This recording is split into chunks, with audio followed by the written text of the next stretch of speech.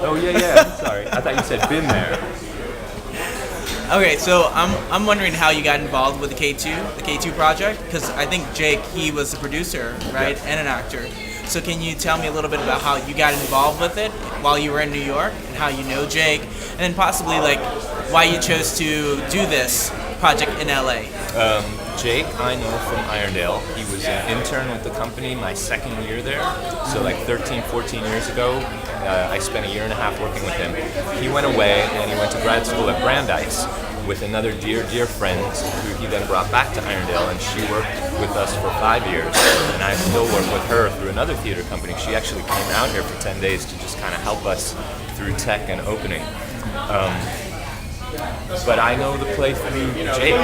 He brought it to me in New York like 3 years ago, and he said, "Do you know it?" And I said, "No." He said, "Read it. I love it. I want to do it in LA." And at that point, he was still looking for another director. I think he wanted like a big name, somebody.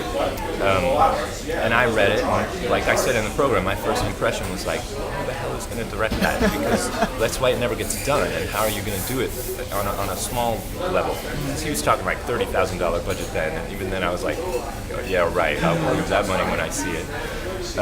And I don't know what we ultimately, I don't know exactly what our budget ended up being, but it wasn't $30,000, that's for sure. But so he came back like a year later, maybe 2 years ago, and said, "I want you to direct it."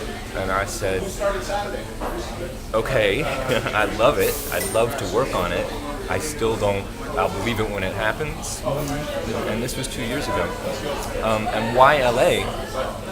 Because Jake was moving out here. I think in the business, they call it a vanity project, maybe to the consternation of the artists that put them together. When you move to LA or New York, a lot of people will produce something on their own just to make a splash and to do work and to get it out there and be seen and get as many agents and casting directors in this new place as possible to come out and see. And I think to a certain level, that's what it is from Jake's producer point of view. Like, I'm coming to LA and I want to do this show and be seen by people. It's kind of antithetical to how I approach theater in terms of what I was just saying. So from the beginning, there's been a really interesting divide of this is Jake's project for Jake to a certain extent to be seen. And then this other side of me, which is like, I'm doing art. I'm doing this play because I want to do this play and I want to do it justice. And it's not about showcasing any one person. It's about showcasing this play that I actually really believe in. So that's been an interesting push-pull in our relationship, because I have not, like, I'm not getting producing credit for it, and it's not my money. It's mostly his money, the money that we've raised together. But I don't really want any part of producing. Producing sucks.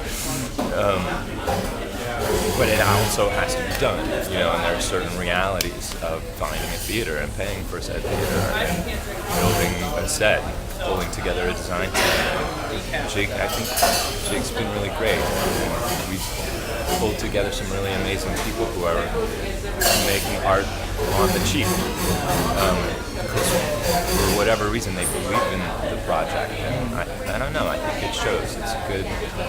It's come together. I'm happy with how it's come together. It's a struggle putting on a play in LA, especially, it's a lot easier when you have a cast of 12 and you're doing noises off the musical or something, and you've got that many more people in the extended family to come and see the show. We're a production team of 4, basically.